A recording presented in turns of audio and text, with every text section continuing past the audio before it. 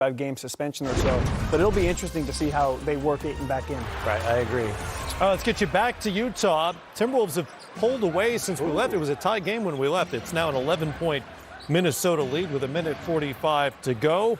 Once again, Craig Bolerjack, and definitely not Matt Harpering. No. But Thurl Bailey on the call. This would be a good win for Minnesota. But Jazz still have enough time. Minnesota won the first quarter. The Jazz won quarters 2 and 3. And the difference, Minnesota has dominated here in the fourth, 29-16.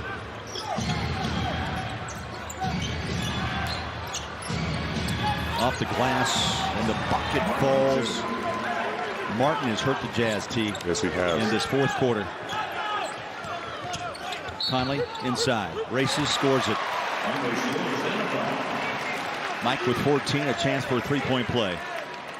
1:30 left. Crowd beginning to stroll out of Vivint Smart Home Arena. Well, we've seen the Jazz in some close ones, and you can't ever call the game until you know it's out of reach, and it's not out of reach yet. Minute and 30 seconds. You can do a lot in a minute and 30 seconds. But a lot of that has to be on the defensive end. So Kogi will come back in.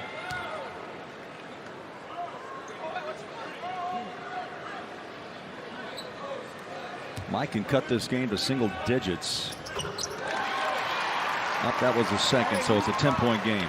107-97. Again, I must stop here. And Minnesota's going to let that shot clock tick down as low as they can. Right now it's at 9. Teague races in, flies it to the corner. Jazz crowd the paint, and a foul. It's on Gobert.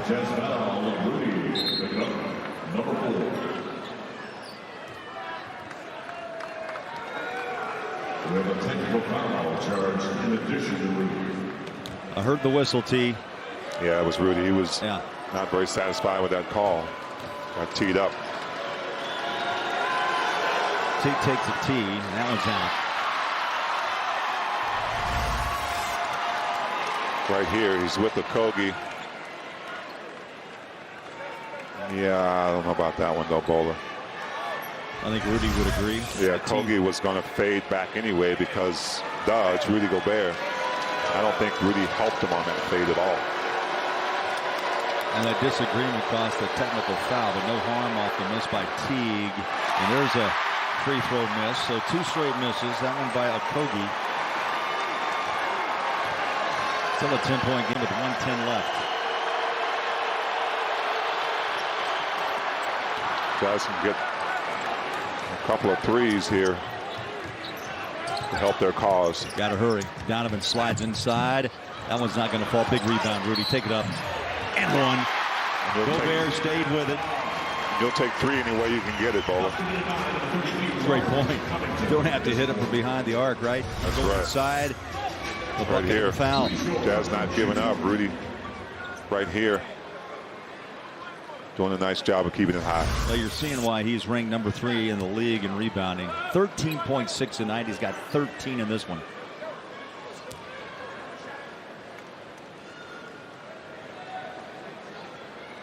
.101 to play.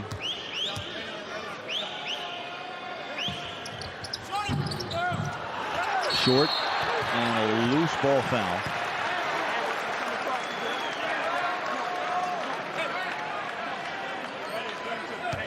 Looks like Joe Ingles at the line.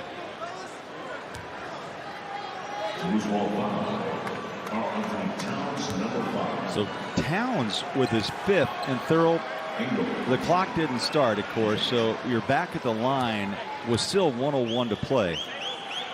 And Joe, it hurts. This is the first one. That would have cut it to 8.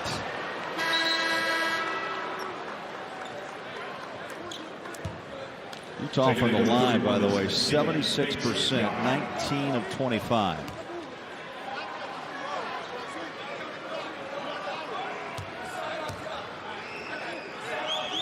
Next one's up and is in. Joe's first point here in the second half. Jazz putting the full court pressure right now. And Minnesota trying to make him cough it up. Stay tuned for Jazz Game Night, the post-game report presented by Siegfried and Jensen, helping injured people in Utah for over 30 years.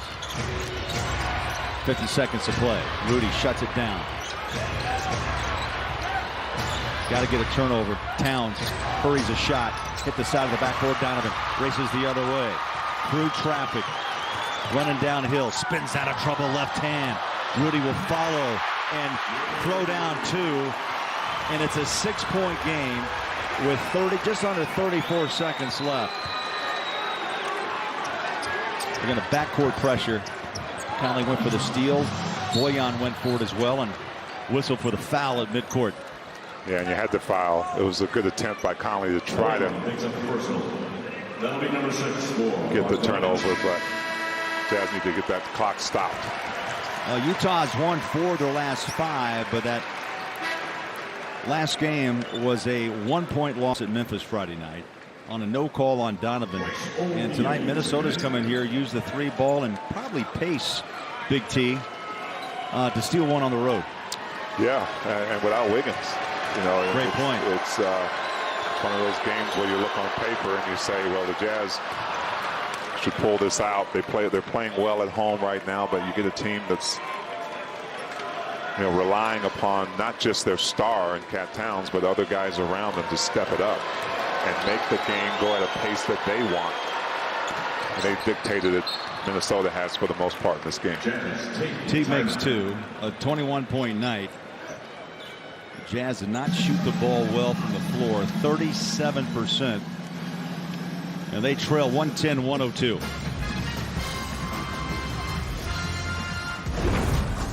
All right, Minnesota Timberwolves have pulled away here in the 4th quarter, and they've got this thing in hand, 110-102. This is a Minnesota team. I know it's a different Utah offense and it's a different Utah pace. But this is a team that gave up 137 to Washington on Friday night in a home loss, and then 125 to Houston Saturday night in a home loss. Yeah, no, Minnesota, much better defensive performance. And on Utah's side, they got to get Mike Conley going. Yeah. He just has not been shooting the ball as expected to this point. Huge transition for him, of course, in a new role, different style of play. He'll get it right, but that's going to be really important for this Utah team. You would think. And do we underestimate how hard that is? Because everybody, I know personally, when I first heard even reports that they were looking at Conley to Utah, a lot of us said, yes, that makes sense. That makes perfect sense. And yet, here we are, 13, 14 games into the season, he hasn't been quite right there yet. I'm shocked because Conley's got a very high basketball IQ, knows how to play, understands spacing, has always been able to drive and find people. He's really uncomfortable right now, and I can't understand why, because it's not like Utah's got a really complex system. I mean, they have a fairly basic, simple system, and he just is in a funk right now. It's only been 13, 14 games, but he's really good. When he starts playing well, they could be a problem because he can break down defenses and do so many positive things, as you see Utah trying like crazy to get a 3-pointer, put a little pressure, low game pressure on Minnesota. Good D against Boyan. Good D again. Yeah. This Minnesota team is another great story. Yeah. A team that we did not expect to be at, this point in the standings this early in the year. We thought there'd be some growth, but Karl-Anthony Towns having a great run. And Wiggins has been unreal. Yeah. Will he shoot 50% from the 3-2, Wiggins? He will not. Okay, that's good to hear. But Devin Booker, I believe, will. Yeah, don't sign me on that. Going back to that. No, I'm sorry I mentioned it. Wiggins, by the way, if you're just with us, did not play tonight, missing his 3rd straight game tonight because of illness. A couple of games due to personal reasons, and tonight because of illness. So in that regard, it is a very good win for Minnesota, and a win after that. There's 2 really disappointing results on their home floor over the weekend, and when they could really use. Yeah, no, get Wiggins back, continue to make 3-point shots, because we were talking about it, I think, a little bit earlier. This is a team that takes a lot of threes, but they haven't been making them as consistently as you would hope. And then defensively, they've had a couple really rough outings. I was just going to say, defensively is where this team has really got to make a big improvement. They just got to, again, it's hard to defend this league, the rules and everything as is, but you've just got to make more better individual efforts of keeping your man in front of you and not giving into all the switching and everything. But Ryan Saunders has done a nice job, and I'm happy for him. Good kid. 25th in the league in points allowed so far, Minnesota. But in terms of rating, they're 16th offensively and defensively. Yeah, no, this team is much improved. They're better. You mentioned Ryan, great guy. I think that's part of what's going on here is this team is playing with confidence. Ryan has given this team confidence. They clearly know what they're trying to do, and they believe that they can do it, and Ryan is helping them believe. Plus, they train in the Bahamas. They keep going back to that. This was a big thing over the summer. They trained in the Bahamas. They got together and trained. Would my golf game improve if I trained in the Bahamas? I don't know, maybe. Okay, I'm gonna if you try went with that. the whole Timberwolves team, maybe it would. Okay, I'm going to try that. Well, who knows? I think one thing that's happened is this really become Karl Anthony Towns' team. I think they had Jimmy Butler, then was Wiggins going to be the 1 and 1A and stuff, and a lot of stuff. And all of a sudden, I think right now it's just, this is my team. And I think Karl enjoys having that. And I think everybody in a team plays better. There has to be a structure on a team. It has to be a pecking order. You got to have 1, 2, 3, 4. And when your pecking order is all screwed up, your team is all screwed up. Right. And I just think they're starting to get that pecking order, and people are falling in line. It's just much easier to play. How do you think that played out? Because you can hear it in Karl's voice when he does interviews, the way he speaks, when he talks about leadership, about the tone they tried to set over the summer. He wants to be the leader of this team. It starts with you wanting to be the leader, and then it starts with you understanding. But here's the thing. It can't be forced. You kind of got to be able to go in there and just be who you are. And hopefully that has leadership qualities to it. Because if you're fake about everything, they see right through that. So hopefully, I don't know him very well, but I think that if he comes in and just speaks his heart and is able to reach people, and they will rally around him. Teams that do really well rally around their top players. Everybody gets it. The 7th and 8th man wants to play for him, wants to play harder. They inspire everybody just to be better. And that's what he's got to do, and that's what all good teams do. Their top leaders lead them. Teammates also have to see him doing it on the floor, right? Yes, agreed.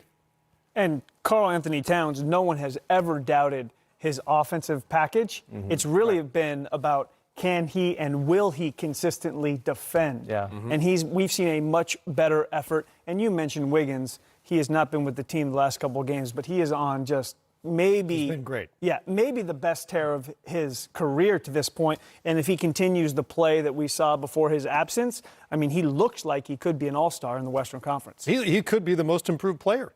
He could be on that list. I mean, it's unusual for a guy who's got a max contract this deep into his career, but he's made that kind of a leap this season. The question is consistency. Right, and Will can he keep it up? That's right. Those votes are cast in April, not November. Yeah, no question. And for me, when I watch him, Wiggins has got to come out and just compete hard every single night. Let the chips fall where they may, but come out with an unbelievable energy level every single night, because that's what the great players do. They bring energy. You don't play great every night in this league. I got news for you. Even the great players have some stinkers, but you've got to play hard all the time. And I saw Wiggins throughout his career have periods where he just didn't play hard enough for me, where I just didn't think that his effort level was there. Yeah. And that's the effort level that you need to be at if you want to be a playoff team, and if you want to win playoff series and eventually a championship. You got to have a high energy level and a high effort level every single night. Well, it's not just you. I mean, that's been the knock on him since he got to the league, that he doesn't always seem engaged and it doesn't always seem like he's playing hard enough. I was at a preseason game earlier this year, and a bunch of us went out after the game, probably 10 NBA guys, and the topic of conversation turned to, is the contract an asset or a liability? John Wall, Kevin Love, liability. and Andrew Wiggins. Oh, you have multiple players. And Multiple Wiggins came players. up, yeah. Andrew Wiggins came up, and only 2 people in the group. I was one other will remain nameless. I thought Wiggins' contract would be an asset. Yeah. The rest of the group thought he was a liability. At this point, league-wide, there's no question that is flipped based upon his play. They should name that guy, by the way. I mean, it must be really difficult to go. Did you also spout about the 50% three-point shooters? Because what you're starting to say, I'm doubting a lot of stuff, okay? Just with that crazy. And then playing behind the guy. You missed that. I don't know if I can get into that, Matt. Earlier, he's telling me the way to play James Harden is play behind him, like Utah did. It's been done. It's been done. No, that wasn't. Does not work, okay? That does not work. That was Quinn Snyder and Mike Budenholzer. I don't care. That Pretty good does coaches. not work. I'm not doing that. I mean, I'm not advocating for it. I'm just saying it's been done. Oh, gosh. Not the craziest thing I've ever heard. Yes, it is. That's the craziest thing I've ever heard. How else do you guard him?